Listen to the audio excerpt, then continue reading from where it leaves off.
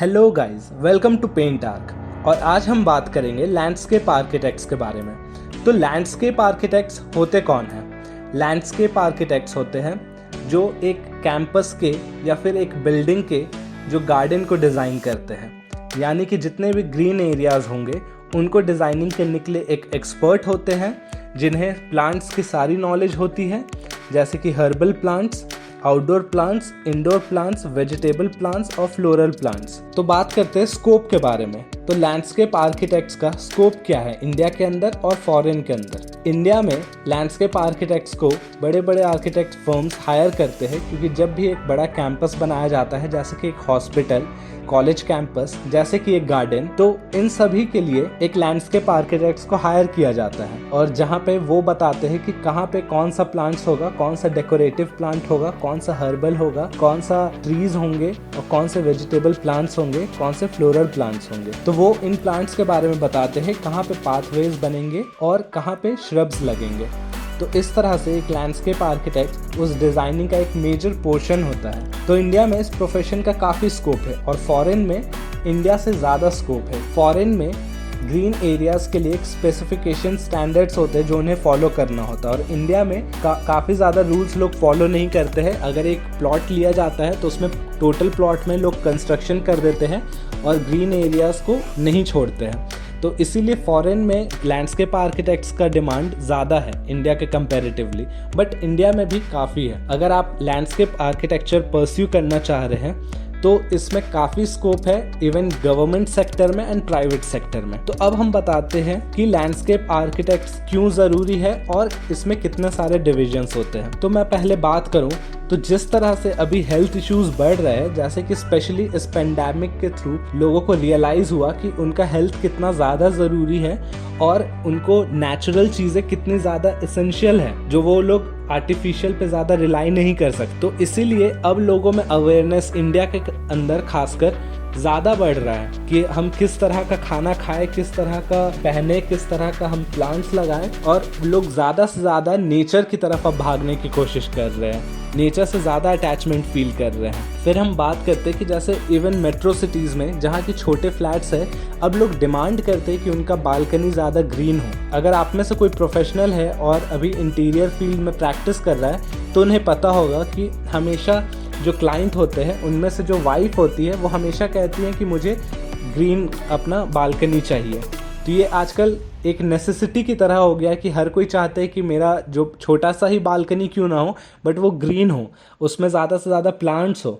Even लोग अब indoor plants भी रखने लगे हैं। तो अगर आप एक स्टूडेंट हैं या फिर आप एक प्रोफेशनल हैं तो आपको प्लांट्स का नॉलेज होना काफ़ी ज़रूरी है। इवन इफ अगर आप एक लैंडस्केप आर्किटेक्ट नहीं बनना चाहते हैं, आप एक इंटीरियर डिज़ाइनर बनना चाहते हैं, तब भी आपको प्लांट्स का नॉलेज होना काफ़ी ज़रूरी है। इवन आर्किटेक्चर के कोर्स में भी प्लांट्स को लेके एक अलग से ही एक सेमेस्टर में पढ़ाया जाता है, जहाँ पे आपको प्लांट्स के बारे में सिखाया जाता है, जैसे कि कौन से इंडोर प्लांट्स होते हैं, कौन से आउटडोर प्लांट्स होते हैं, कौन से हर्बल प्लांट्स होते हैं, कौन से फ्लोरल प्लांट्स होते हैं। तो इन सब का नॉलेज आपको होना काफ़ी ज़रूरी है, क्योंकि अभी क्लाइंट का डिमांड है कि वो प्लांट्स लगाए, और आपको नॉलेज होना चाहिए कि आप सही प्लांट्स उनको सजेस्ट करें।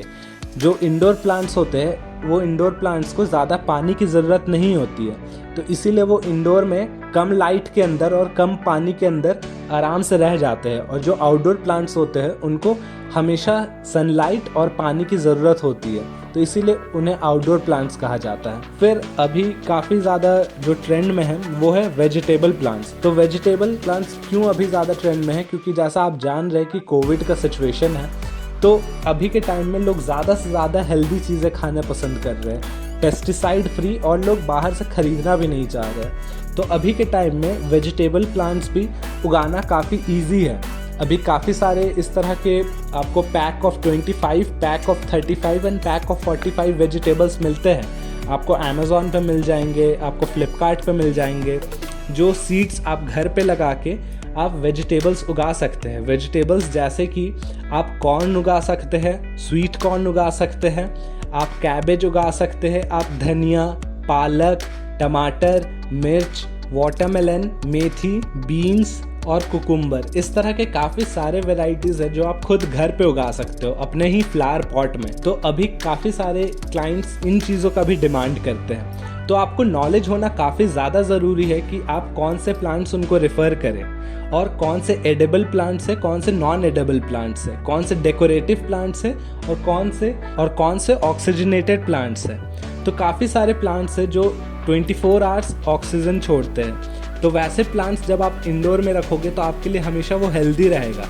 बट अगर आप वैसे प्लांट्स बताते हो जो कि सुबह के टाइम में ऑक्सीजन रिलीज करे और शाम के टाइम में कार्बन डाइऑक्साइड, तो वो आपके क्लाइंट्स के लिए भी हार्मफुल हो जाएगा। तो इसीलिए आप हमेशा नॉलेज रखें प्लांट्स के बारे में और सही प्लांट्स सजेस्ट करें। और अगर मैं बात करूं इंडोर प्लांट्स के बारे में तो काफ़ी सारे प्लांट्स हैं जो आप लगा सकते हैं, जैसे कि स्नेक प्लांट हो गया जो कि इंडोर में होता है, पोटॉस होता है, जीजी प्लांट होता है, फिर स्पाइडर प्लांट्स होते हैं, रबर ट्री होता है, बर्ड्स नेस्ट फर्न होते हैं। तो इस तरह के काफ़ी सारे प्लांट्स हैं जो आप इंडोर में लगा सकते हैं। और इन चीज़ों के बारे में अगर आपको और जानना है तो आप मुझे कमेंट सेक्शन में बताएं, ताकि मैं एक सेपरेट वीडियो सिर्फ इंडोर प्लांट्स के बारे में बनाऊं, एक सेपरेट वीडियो मैं वेजिटेबल प्लांट्स के बारे में बनाऊं और एक सेपरेट वीडियो मैं हर्बल प्लांट्स के बारे में बताऊं। तो आप मुझे कमेंट में बताइए कि मैं किसके ऊपर मैं वीडियो बनाऊं और आप किस प्लांट्स के बारे में आप ज़्यादा नॉलेज लेना चाहते हैं। और अगर आप खुद वेजिटेबल सीड्स लेना चाहते हैं तो मैं एक लिंक नीचे डाल दूंगा, आप वहां से डायरेक्टली वेजिटेबल सीड्स खरीद सकते हैं और वो आप अपने घर पे लगाइए, जिससे आप हमेशा एक ऑर्गेनिक और पेस्टिसाइड फ्री वेजिटेबल्स आप खा पाएंगे।